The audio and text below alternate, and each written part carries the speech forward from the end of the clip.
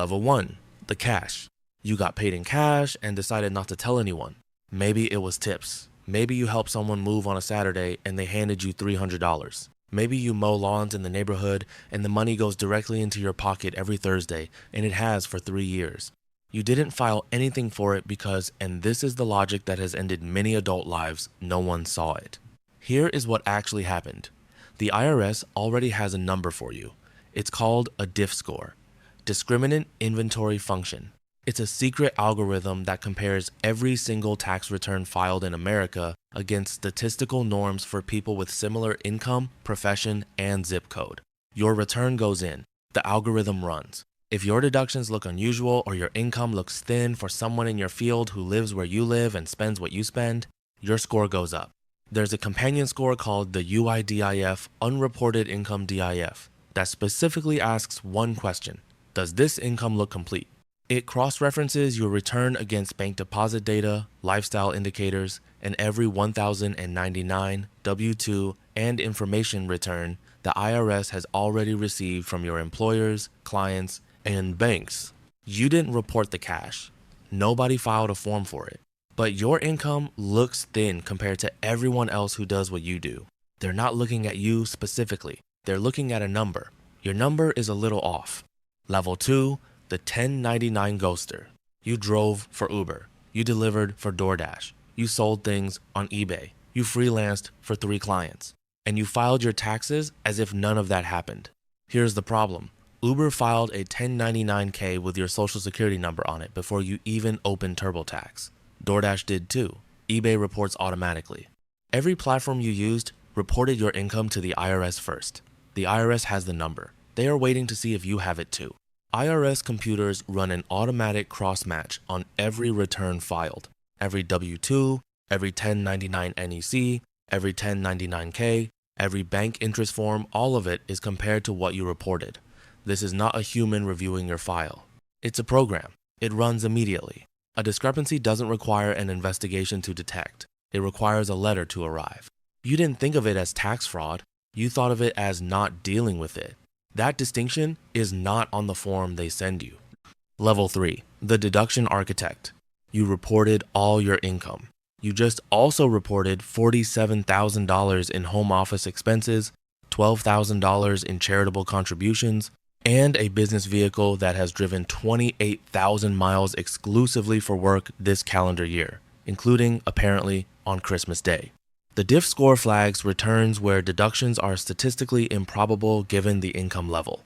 A home office that represents 80% of your square footage, charitable contributions exceeding 20% of adjusted gross income, business meals claimed every single day, medical expenses placing you in the top percentile of healthcare consumers for your age and income bracket. The algorithm has a picture of what normal looks like. Your return is not in that picture. When your return comes off the automated screen and lands on a human reviewer's desk, they are not impressed. They have seen this. They have seen all of this. An audit notice arrives. You are asked to substantiate every deduction with documentation. Your mileage log, which you generated last week using Google Maps, is inconsistent with your actual credit card records at the times you claim to have been working. The charitable donation receipt is from an organization that dissolved in 2019. The home office calculation requires you to have been working in a room that your mortgage documents describe as a storage closet. The IRS doesn't need to prove you lied on purpose. They need the number to be wrong, which it is. Level 4, the cash business. You own a restaurant, or a barbershop, or a car wash. Any business where a meaningful percentage of transactions are cash. And over the years, some of that cash has simply not made it to the books. This is called skimming, and it is the oldest tax fraud in the country. It is also the one the IRS has the most practice catching. The IRS runs a bank deposit analysis. Agents add up every deposit made to every account attached to you or your business and compare it to the income you reported. If you deposited $780,000 and reported $540,000 in gross revenue, that gap is a conversation you are now required to have. They also run a cost of goods analysis. If you reported buying enough food inventory for $300,000 in restaurant revenue, but your food sales suggest $500,000 in volume, the math betrays you.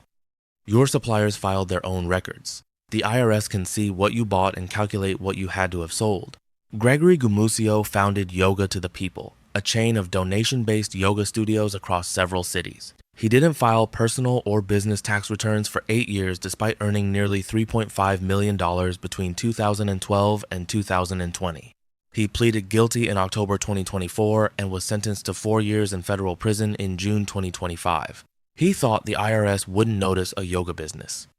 Level 5, the ghost payroll. You run a business. You have employees. You withhold money from their paychecks, federal income tax, Social Security, Medicare.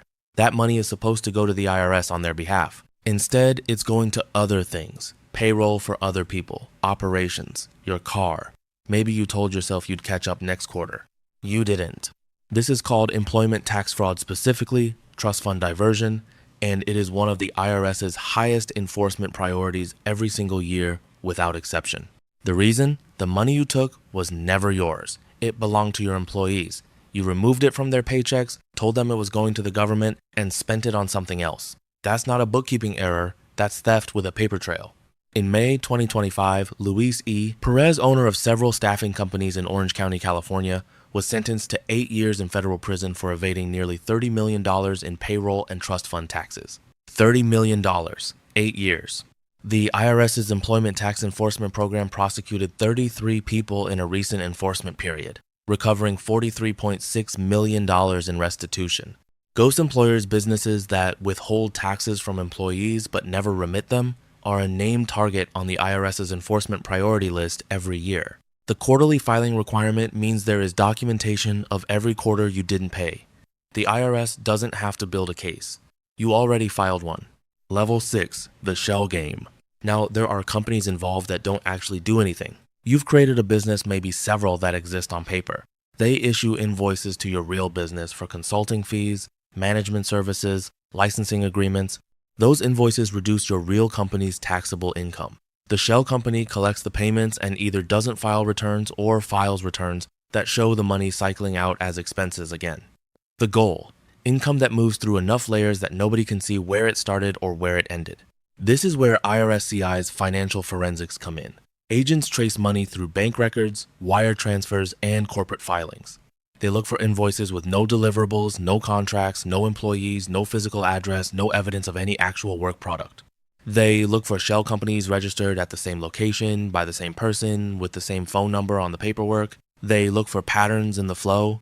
IRS criminal investigation identified $10.59 billion in financial crimes in fiscal year 2025.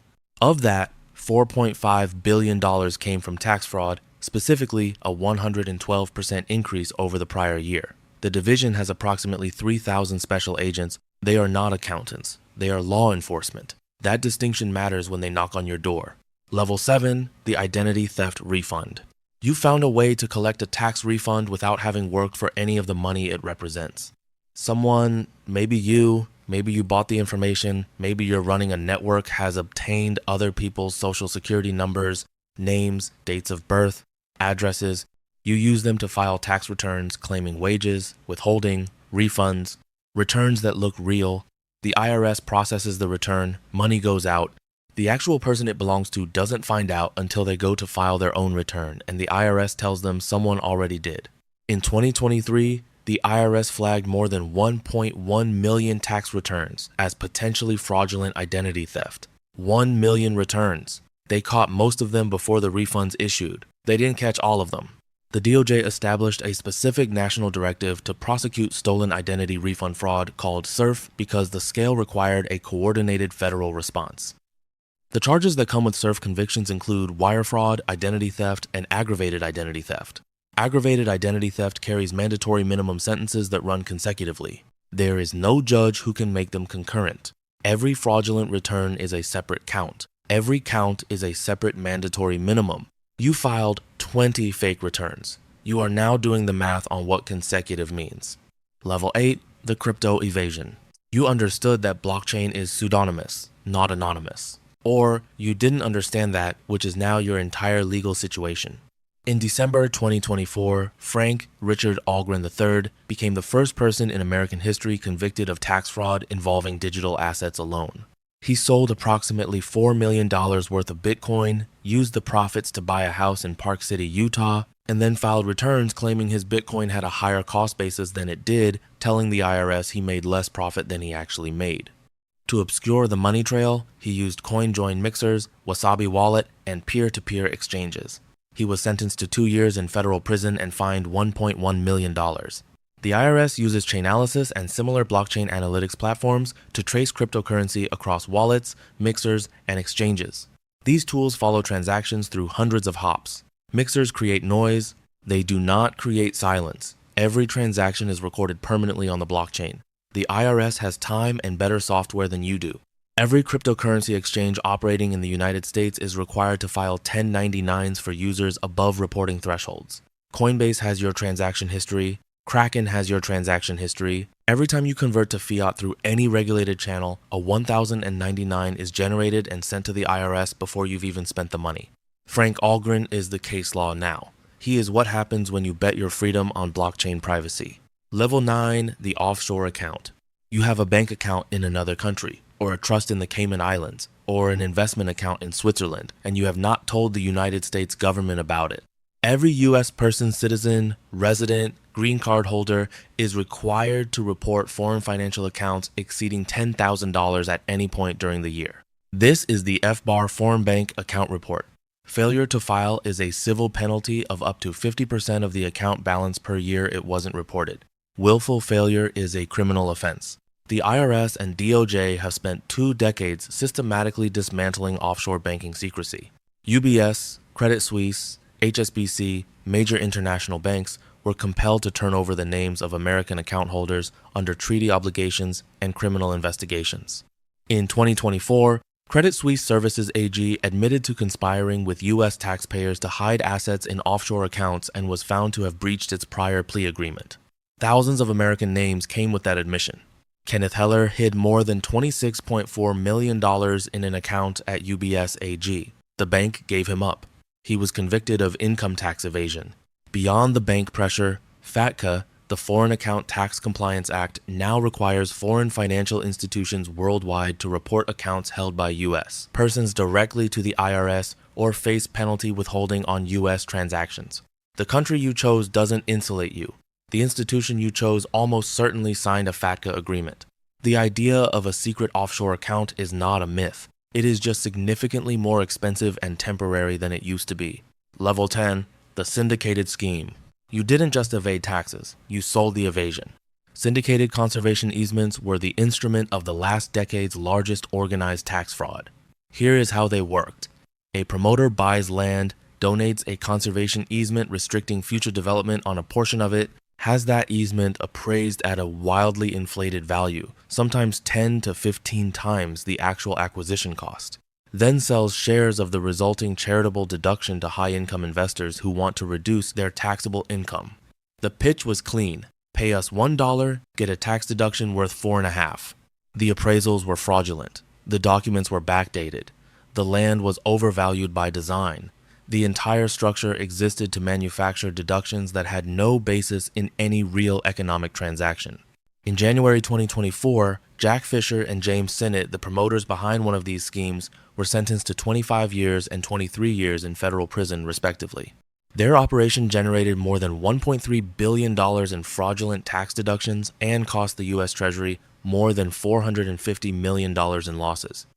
9 additional defendants, CPAs, appraisers, and attorneys pleaded guilty. The IRS put an entire professional network in federal prison. The IRS had listed syndicated conservation easements as an abusive tax transaction on its annual Dirty Dozen enforcement priority list for years before the prosecutions began. They were building the case methodically, gathering documents, flipping participants, running down every name on every filing. When they moved on everyone. IRS criminal investigation maintains a 90% conviction rate, 90%. Of every case referred to the Department of Justice for prosecution, 9 in 10 result in a conviction. They don't move fast, they move when they're ready, and by the time they're ready, the file is already complete.